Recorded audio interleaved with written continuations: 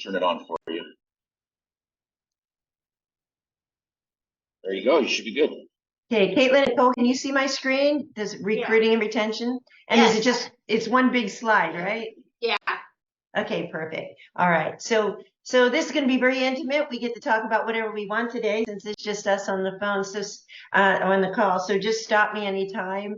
I'm a big proponent of psychological safety. I think that it has a lot to do in the workplace, and especially in our workforce today, where well-being of our employees is compromised often. And in our trade, we have the highest suicide rate in our trade. So trying to make people feel confident and comfortable and safe in the place that they work is our role in our job. We have to be intentional and pay attention to what affects our employees. And so that's kind of what we're going to be talking about today, and how that leads to a strategic advantage for you.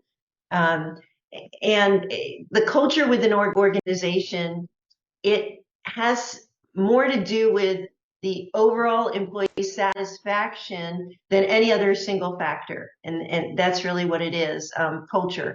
And 95% of employees report that respectful treatment of all of their employees, or at all levels of everybody, being respected and feeling equal, is a key factor in how satisfied they are in their position. So however, respectful work environments won't just evolve, organically. We got to develop them. We got to spend a lot of time on them. We develop a culture of respect through communication, through education, through intention, through commitment. And that's how world-class organizations are able to grow their businesses, through the respectful treatment about others. And so today in this session, I'm going to review these three objectives, and there's a lot that goes into all three of these objectives. So we're going to cover that and talk about ways that we can actually strategically create an environment that is psychologically safe for our people. And you may be really good at some of these, you may be really strong in some, you may be really strong in all, or you may have a couple that, wow, we really need to think about that.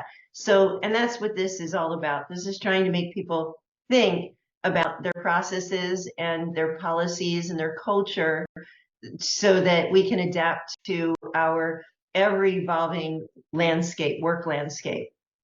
So the first thing we'll talk about is creating equity in people processes. And what I mean by equity in people processes is the concept of fairness and justice in the distribution of resources, opportunities, and benefits. So if you look at the picture on your screen, you can see one side it says equality and the other side it says equity. And these words are often interchanged. So I might, in this specific case, I've given the same tools to the two individuals that maybe are on my team, but obviously there's no equity in those tools. What I have to do is consider circumstances that allow people to use the tools and resources they have to complete what they're trying to do. And so then we have to balance out the scale to get equity. So another good example would be if I had, let's say I give a very wealthy person $100 and I give a poor person $100. To be equitable, I might give the poor person $200 because to try and bring a level of fairness to the playing field. Because their resources, due to life circumstances, may not be the same. So in looking at that and thinking about all the processes we have in our business, I want to kind of go through some of them. We have most people have some kind of hiring and recruitment process. When you're thinking about that process, make sure that the processes are fair and unbiased. It's very easy if there's one person doing the interview process to have their own bias without intentionally being biased at all. We all have our own preferences and biases without even thinking about them or relating them in the process of doing something. So really establish a diverse team of interviewers that ensures multiple perspectives and reduces that unconscious bias that might exist. The next one would be, how about your accountability process? In performance management, when we look at that, we have to make sure that we create a very clear and objective performance criteria that's consistently applied to all employees. So many times, I work with companies. I'm with quality service contractors. I'm a business coach first and foremost for many years of my life. And I often am working with people that have gotten themselves into trouble because they had one standard for somebody and a different standard for somebody else. Not intentionally, but oh, it's okay. It's just John. We'll let them get by. And then the next person, you try to be hardcore with them and you won't let them get by. And then all of a sudden, you've got a discrimination issue or something like that. You have to make sure that all objectives are clear and that they're equal, that they're applied equally amongst everybody. Provide regular feedback and coaching to help those employees grow in an equal manner. Some might need more than others, but make sure you're accessible and available for all of them. Try not to do favoritism. Try to make sure that performances and promotions and rewards can be obtained by all, and that they're based on merit and performance, not on personal relationships. Sounds like a no-brainer, but I would say that's one of the biggest challenges that I run into is people's bias, unconscious bias in situations. And me as a third party, I can come in and say, well, wait a minute, what happened here? Why did you do that for him and not for him, or for her and not for her? So that's very important. Then on the next business process that we're looking at, or an area that you should have in your business, is training and development, and offering training programs that promote diversity, equity, and inclusion. We've heard about diversity, equity, inclusion for a long time. It seems like it's been buzzwords for a long time. It's not. It's very real. It's here to stay, especially with the generation. As the generations progress, this is very, very important to them. That it's not just about equality, but it's about equity. So provide opportunities for employees to enhance their skills and knowledge in areas of unconscious bias, of cultural competency, of inclusive leadership. Encourage your employees to participate in mentoring and sponsorship programs that support their career growth and their personal growth, because that's how they're going to get equitable treatment. Then there's another thing that we can do in our business that I don't see this a lot, but maybe, I don't know, maybe you guys have one. And if you do, tell me about it. I want to hear about it. An employee resource group. Basically, it's a group of people where you would have employees be able to share their experiences and connect with other people with diverse backgrounds, but it establishes an inclusive feel. Do you guys have anything like that? Do you have any programs or anything like that that you're a part of or that your team is a part of? We don't. We're a pretty small company. The only thing that I could even remotely equate to that would just be like our internal weekly customer service meetings, where that whole group gets together and may talk about, do some role playing with training issues, but also have bigger conversations. And my hope is that eventually you bring more conversation into it, just about like icebreaker things, getting to know each other better, so they can not only share work perspectives, but how personal perspectives come into play. And that's a really good example, because that's a employee resource group of their peers, and that's really important, because there's nothing worse than one peer feeling left out, or not being a part of the team, or getting their feelings hurt and never bringing that up, or feeling psychologically safe enough to say something without fear of being reprimanded or teased or accused of something else, right? So I think that's great. I think that's spot on. That's a wonderful thing to do. One of the other big things we look at is transparent communication. You have to foster open and transparent communication within your organization. And that group right there is a good example of where you're trying to make them feel comfortable with each other and comfortable enough with your team that they are very transparent, that there's no hidden agendas or hidden thoughts and ideas, because they feel like it is a giving environment, and that they feedback and suggestions are encouraged. So I salute you on that. That's really great. And then a couple of the other things that are recommendations on creating equity. No two people are the same. Equal is equal in things that we provide, in services, in benefits, in resources. That's equal. But equity, it is not the same to have a working mother and a working father on your team. They're different. And it's okay to recognize those differences and to be able to accommodate those differences in a way that can be equal. Okay. So implement flexible work policies that accommodate the different needs or circumstances of your people, or it helps to create an inclusive environment where employees feel supported and valued. At the end of the day, every employee wants to feel valued, and they want to feel like they can come to their employer or their team and feel supported. And so finding ways to make that happen requires flexibility. And that gives you the equity, or gives the equity that they need. And then you've got, this one is pretty basic: equal pay and equal benefits.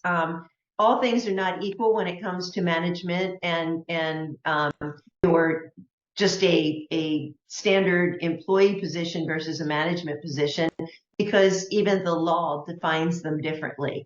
The way they get paid is defined differently. But equal pay for the same job is very much the same. So our recommendation is that you have a ladder. So if I start as a CSR, and this is my first experience as a CSR, how do I grow to that next level of CSR, and to the next, and to the next? And how many tiers do you have of CSR? And is there an equal and equitable ladder to climb to get that promotion to the next level and maybe the next raise? And that's the type of thing that we talk about when it comes to equal pay and equal benefits. So obviously, equitable benefits and resources that also support the well-being of your employees are very important. And then of course, the other thing, and I've already mentioned this, but it's worth mentioning again, is the diversity and inclusion, and being able to measure that and track that and feel like your people. It doesn't matter whether whether it's a race issue, or it's a gender issue, or it's a whatever it might be. Just make sure that we're inclusive of everybody. Use those metrics to identify, employee satisfaction and your leadership positions, and just the different representations that you have of every employee at every level. And I always say, as a leader, it's my responsibility to empty the trash just as much as it is anybody else's. And so it's fair, it's equal, and there's equity in the process. Nobody's better than anybody else. And so trying to make sure that that is the culture that you've established and that you continue to develop. We're not all going to be perfect, but our regular processes that we have can certainly incorporate unbiased processes, or unconscious biased processes that we don't even look at sometimes and don't think about. So these are just some of the processes that you can demonstrate your commitment to equity and inclusion in your work environment, that really, really, really helps to establish psychological safety, where all your employees feel valued, they feel special, they feel respected, they feel empowered. And there's nothing better than an empowered employee, right? They share their unique perspectives, they share their ideas, they pick a project and they take it to completion, they take it and take ownership of it on their own. Very, very important. So create equity in people processes. It's very, very important. Anybody have any other comments on processes that maybe you've put in place in recent years that kind of reiterate what we're trying to accomplish with psychological safety? No, I really don't. I love the idea of this conversation, and I I do have some things in place. What I find super challenging is just the size of our company. Just because we're so small, that it's been, well, also so small, and I am an owner operator and find myself Wow. working in the business too much. And so finding the time to do some of the things where I'd like to take the, employee equity and all of that, it's hard to find time to do that. So one of the things I would tell you, you've got Caitlin on the phone, and you said Caitlin's going to be helping you out. Caitlin, one of the things you might want to do is when you see something or you think something seems off a bit, bring it to Nicole's attention, right? Because that's how things get changed. That's how processes get improved. We may have systems in place, but those systems can always be improved.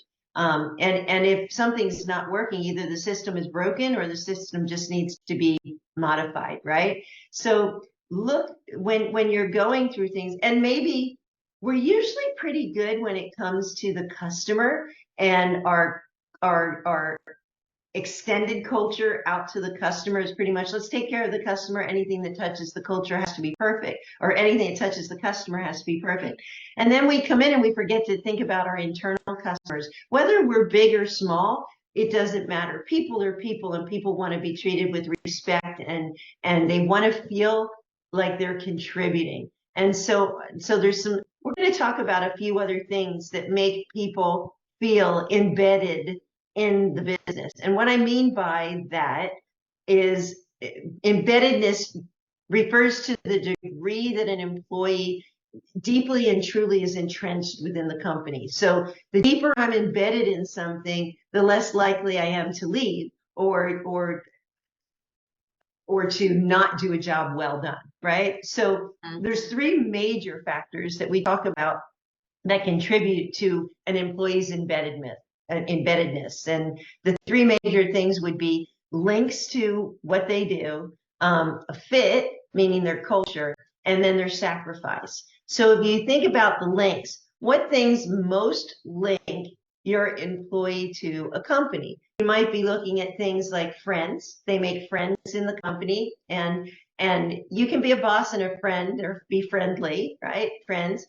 401ks, which most small companies can't afford to do that, but some kind of way that your employee feels that they have a future in the company.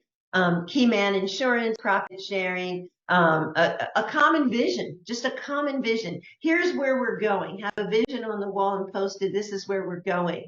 And I always look at something like that as maybe an org chart, something as simple as an org chart on the wall says, here's where we are today, here's where we want to be, and you have movable magnets so people can move where they want to be someday in the company. That links them to, it's a tangible link, right? Excuse me. A tangible link that says, okay, I want to move up in this company. How do I help us get there? And so that's something very real and something very easy to do. The fit factor basically is, refers to the culture an employee has to believe in and personally align with your company culture. So you can have your company values up on the wall, but if you don't ever visit them and you don't think about them and you don't live them, they mean nothing. And so making sure that you hire based on your values, and that you're constantly reviewing them and say, how does this particular process fit into our values? How does this interaction with the customer fit into our values? How do we always stay true to those values that we have, and make sure that everybody on the team refers to them and agrees with that as well, because you really fit in then. And then the last thing for being embedded in embeddedness is people have to feel that they're in it together. They're in it with somebody. They have to, so people are willing to cover for an employee that's out sick, or a team member that had a personal emergency, or they're sick themselves and they feel like if they don't come to work that somebody's there that will take over for them. They have a stronger sense of commitment. There's a stronger people will participate in volunteer efforts. They'll promote sponsorship of their employer to other companies. They'll donate their time and small amounts of money for the good of the company. And that doesn't mean, hey, I'm going to contribute $10 to the company. It means, they might be at Staples and they saw that, hey, this would be really good in our office, and they buy this picture or this sign because now they feel that they belong. There's a sense of belonging. The personal sacrifice isn't really a sacrifice at all. It's something that they want to do. And so there's just a greater sense of cohesiveness and job satisfaction. So it has to be seen, though, that when a sacrifice is made, that those sacrifices are made equally across the board, that other people are willing to do the same thing. And that's how it truly becomes, and you gain an embedded employee in your culture. So all of this is related to the importance of a positive company culture, right? So what things are you doing in your company today? And I know you said it's small, but what little things are you doing to promote a positive culture?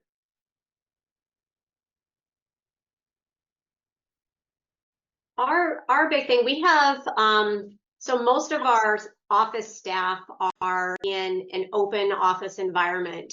And one of the things that we really promote is teamwork. In teamwork, beginning with that first call that a customer makes and all the way till we complete the job through invoicing with our bookkeeper. How the office team supports the field staff. They in turn support the bookkeeping staff by everybody doing their jobs to the best of their ability and following the same procedure. So it's clear as to what the expectations are. And then just lots of communication, notes and communication just to support anybody. So like you said, if somebody's out and somebody else has to fill in and help with that position, that the information is already there to make filling in easier for that person. I love it. I love it. Are you in growth mode, or are you happy where the company is now and you're in management mode? I would say we're more in management mode, although we do have plans to grow another aspect of our business. Okay. But we're just not quite ready to do that. So just management mode. Okay, but that's okay. I mean, your 5-year plan, you intend to be different. You intend to look different than you do today. Yes, that's correct. Okay. Okay. So company culture has such a huge impact on retention rates. And we know how difficult it is to hire and get good people on your team. So nothing is as good as being able to retain the team that you have if they're a good working team, if they all believe in your values, if they are all engaged, and a good company culture promotes employee engagement. It provides that sense of belonging that employees need to stay and feel loyal. It contributes to the overall employee morale so everybody feels good. If we all have to work, and we all have to work unless you're independently wealthy. You might as well feel good about going to work. You might as well feel happy about going to work. You spend much more time at work and with your workmates than you do a lot of times with your family. And so that employee morale is so very important. And a positive culture contributes to that employee morale. It promotes collaboration and teamwork, which you talked about. And you said, one knows how to do the other's job.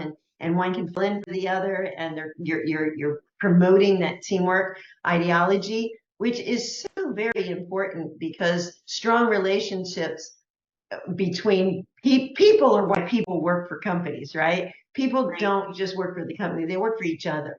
They want to support something bigger, better, and people support people. People like people. That's just the way it is. So a positive culture is going to help prioritize growth and development, both of supporting learning and training and career development. You care about me kind of thing, which it sounds like you're doing a really good job of promoting that. And the last thing, and this is really important in your small company, you keep saying you're small. I don't know what you think of as small, but work-life balance, right?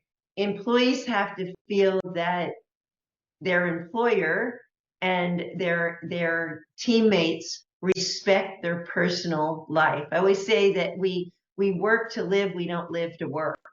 And while that may not be true of everybody, it is true of the majority of people.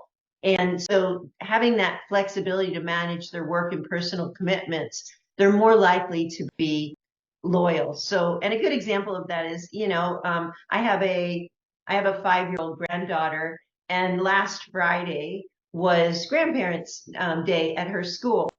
And I was able to take the day off and go to her school and spend the time. She was so proud to have me there. And they did a concert, and they did this whole show, and it was so cute.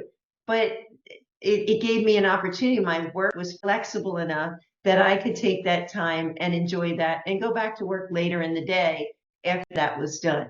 So those are the important things that we don't want to miss out on in our life. And sometimes in service, especially, we are a demand business.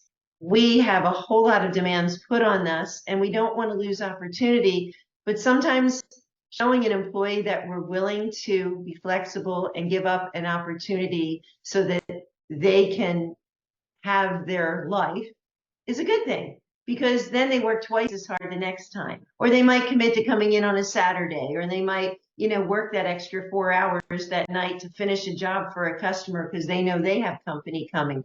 It's a whole mindset change, and it makes all the difference and in the world. So I think it sounds like you're doing a good job there. Sounds like that's something you're very well aware of. But we want our people to stay in the job. So there's 3 basic things that people need in their jobs to really feel committed and want to stay, and that's autonomy, mastery, and oops, I'm so sorry. I just moved my mouse and it moved my whole page, so I apologize. Uh, they need a autonomy in their jobs. Where am I? Hold on a minute. Here we are. Okay, sorry about that. They need autonomy in their jobs, meaning they need to be able to do things their way, not necessarily in a manner that's wrong, but the feeling that they have control, right? They need to have some control over their day and how they're going to go about accomplishing their mission and their assignments. Now, that doesn't mean we don't provide training. We have to provide training, but once you provide that training, it's kind of like I can provide you a script, but when you answer the phone, I don't want you to read from the script. I want you to memorize that script and make it your own. And that's kind of giving you the autonomy to say things the way you would feel more comfortable saying them and doing. And then, of course, mastery is them getting better at what they do and being able to consistently improve instead of being criticized for minor mistakes. That you're emphasizing the good stuff and boosting their morale, right? And then the last thing is really purpose. Purpose is everybody needs a purpose-driven life, and if there's deeper meaning behind what I do, I'm more likely to again embed myself in the company culture, to be part of the company culture, to just feel fulfilled and want to stay long term. So looking at those things is really important. So a good example that I want to share with you for purpose, and it's kind of a silly example, but I want you to think about this. If you have an employee, let's say that you're doing the plumbing job, and somebody comes by and they say, what are you doing? And the first employee says, I'm cutting pipe. Okay, not really what the person wanted to know, but he's cutting pipe. That's what he's doing. Right? The second person comes along and the person says, what are you doing? And the second person says to him, I'm putting in a water line. Okay. Okay, that's more information why they're cutting a pipe and putting in it, but still not what the person wanted to know. And so the guy goes to a third person and he asks them and he says, what are you doing? And the third worker says, I'm building a house. And that's more what the person that was asking the question wanted to know. He wants the big picture. He wants to know what's the end result of what you're doing. How employees think is where their pride comes from.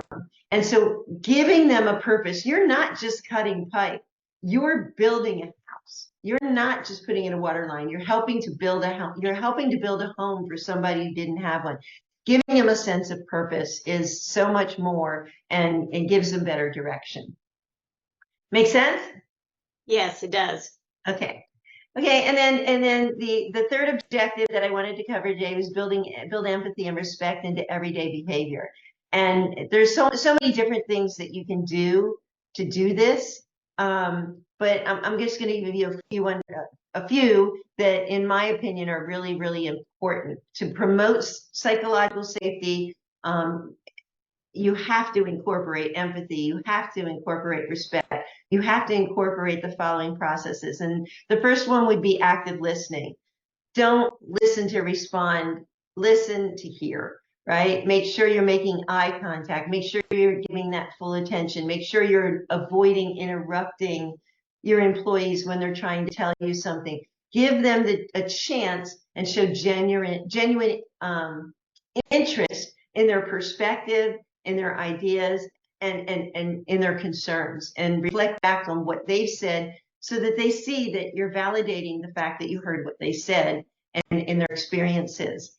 Empathy and understanding is basically putting yourself in their shoes, right? Try to understand from their emotional standpoint, from the challenges they have, understand their motivations for doing something. So yesterday I was on a call with a client, and we're putting an employee in. We promoted an employee into a leadership role. He's never been in a leadership role ever in his life. So they kind of put the cart before the horse, and they put him in the role before they gave him his job description, gave him the expectations, did the training, and gave him a pay plan for how he's going to be paid to do it. So this employee, being proactive, which is the reason that they put him in the position, decides, okay, well, I'm just going to jump in and I'm going to go help dispatch out. I'm going to make sure that everybody was dispatched to the job and everybody has everything they need. Well, he started to jump over the dispatcher and started rearranging the schedule, which was not his role at all. His role was to help the technicians in the field be prepared for the day, not to go and change the schedule to make sure that the schedule accommodated him and made it easier for him to do. And so there was chaos. It just created total chaos. So his motivations were good. He didn't intentionally do anything wrong. He emotionally, he was excited about the new role he was going to be in. But he didn't realize the challenges that he was putting in front of everybody else by doing what he did. And his direct manager told him, you can't do that. But he didn't expand on that. So yesterday I spent a whole lot of time trying to fix that situation and say, no, you're the right person for the job. We jumped the gun. Let's pull back a little bit and let's do things a little differently. And so you can see the intention was good. It's just nobody wanted to hear what really happened. And so we had to take time and listen. So the other thing, open and transparent communication, that is, everybody wants to be approachable, and everybody wants to know that uh, the thoughts and ideas and concerns are important enough to hear, but are also important enough to not be laughed at, and to be able to say things without fear of retribution. All of that's very, very important, that open environment, that transparent communication. And we already talked about respect for diversity. Everybody's different. Everybody has different talents. Everybody has a different skill set. Everybody's been raised in a different setting. So nobody knows anybody's point of reference. So we have to always remember to be diverse in our thought process, and respect what people have to give. Offering constructive feedback, giving recognition and appreciation, which is huge, but make sure if you're going to do that, make sure it's equal, so that there's equity in it. Don't just say, hey, really good job. Say, I really appreciate the way that you researched that, came up with some solutions, and executed that. That's the proper way to recognize somebody, not, hey, really good job, because you can say that to anybody and it means nothing. So make sure that you're recognizing in a fair and inclusive manner as well. I want to recognize people for their contribution any way I possibly can. Leading by example, training and development is another way. All of these things, let people be people. Let them be who they are. Show empathy and respect in these everyday encouragement and collaboration efforts that you want to do with your team. So, and in the building empathy and respect, there's also one other thing that really has to be addressed, and that's conflict. Right? There is going to be conflict in your team. Nobody agrees with everything you're going to do. Nobody agrees with everything anybody is going to do on that team. And healthy conflict is okay. A little bit of tension within the team is okay, as long as it's addressed, as long as a safe place has been developed, and that open dialogue is available. So make sure that you're encouraging that, and that you're building that culture of engagement, that culture of inclusion, that people feel comfortable and they want to do those things. So by actively practicing empathy and respect in your everyday behavior, you create a culture of psychological safety. That's really where it starts, right? And members feel valued, they feel supported, they feel empowered to do their very best.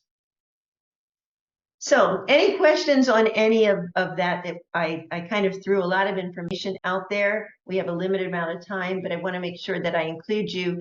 Is there anything that you want to share with, any practices or anything that you're doing, or any questions you might have? Thanks, Beth. I don't think that I have any questions necessarily. Everything you've spoken about, I have heard before and try to implement. But I really appreciate the opportunity to hear it again, because I don't think you can hear it enough. A reminder is always nice, and I think that's, I don't know that, I think mainly what is important here is mindfulness. Yes, absolutely. I mean, we can do all this stuff once, but we have to reinforce continuously, because we have to be mindful that things are changing, right? We have to be mindful that people's life circumstances change. We have to be mindful of the seasons. We have to be, but mindfulness. Right. That's a really good word. That's like the word of the year, right? Being intentional, being mindful, being committed to a strategic plan that creates a workplace culture that values psychological safety, that values your employees' well-being, that values your employees' engagement and the productivity. all of that is so very important. And you're absolutely right. Mindfulness, it can be wrapped up very well with that. Yeah, thanks. So thank you. I appreciate you being on the call today. If there's anything you need, you can certainly contact me at my email is jobkin@naphcc.org, or you can go onto our website, and you can also contact me through the website, qsc-phcc.org, or you can call me 916-835-5013. I'm always available and willing to answer questions if you have any. Thank you so much. It was really nice presentation. My pleasure. Yeah, awesome, Beth. Really appreciate it. Okay. If you know, QSC has a power meeting, our Catalyst event. It's our annual meeting being held in Denver in July. If you want to go to our website and you'd like to come, we'd love to have you. There's a lot of stuff there for owners. There's a lot of stuff there for managers. There's a lot of stuff there that just good stuff to know. And so, and our entire the speakers, there's information about every speaker that's going to be there, and there's information about the schedule. So if you're interested, take a look at it. We'd love to have you. Could you give the website again, please? It's qsc-phcc.org. Okay, great. Thank you. You're welcome. So we look forward to seeing you or hearing you. If I don't see you at our event, maybe you'll be at Connect, and I'll see you there. So look me up. I'll be there. Thanks so much. Thank you. Thank you. Beth. Bye-bye. Thank you, Nicole and Bye-bye. Caitlin. Have a great day. Thanks. You too.